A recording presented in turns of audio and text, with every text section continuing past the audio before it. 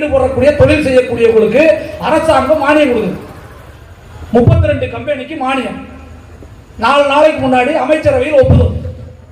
நல்லா தெரிஞ்சுங்க, ஜவுளி நீங்க நூல் பருத்தி இந்த விவசாயம் பண்ணாலும் சரி, இல்லை இதை நூலா மாற்ற வேலையை செஞ்ச மில்லுன்னு சொல்றோம் இல்லையா, அந்த மில்ல இருந்தாலும் சரி, இல்லை இது சார்ந்து தொழிலில் ஈடுபட்டு இந்த டையிங் அந்த மாதிரி டெக்ஸ்டைல் இண்டஸ்ட்ரீஸ் இந்த மாதிரி வச்சிருந்தா கூட பரவாயில்ல, இவங்க எல்லாருக்கும் ஒரு மானியம் கொடுக்குறோம்னு அறிவிச்சிருக்கிறாங்க. இதுக்கு ஒரு 32 கம்பெனிக்கு நாங்கள் வந்து மானியம் கொடுக்குறோம், பிஎல்ஐ அப்படிங்கிற பேரில் ஒரு மானியம் கொடுக்குறோம்னு அறிவிக்கிறாங்க.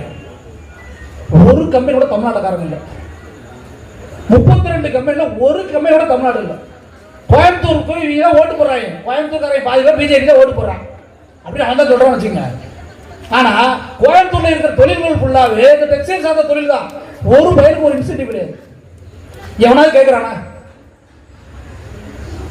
ஏன்னா எங்க ஊரை அழிச்சிட்டு எங்க ஊருக்கு மெட்ரோ தர மாட்டேன், எங்க ஊருக்கு இன்சென்டிவ் தர மாட்டேன், எங்க ஊர்ல தயாரிக்கக்கூடிய மோட்டர் வாங்காத குஜராத்ல தயாரிக்கிற மோட்டர் தான் வாங்கு, அதுதான் நல்லா ஓடும்னு குஜராத்தில் இருக்கிற மோட்டருக்கு தான் நீ வந்து எல்லா வேலையும் செய்யற, அப்புறம் என்ன இதுக்கு இங்க வர்ற அப்படின்னு கேட்கறதுக்கு ஆள் கிடையாது.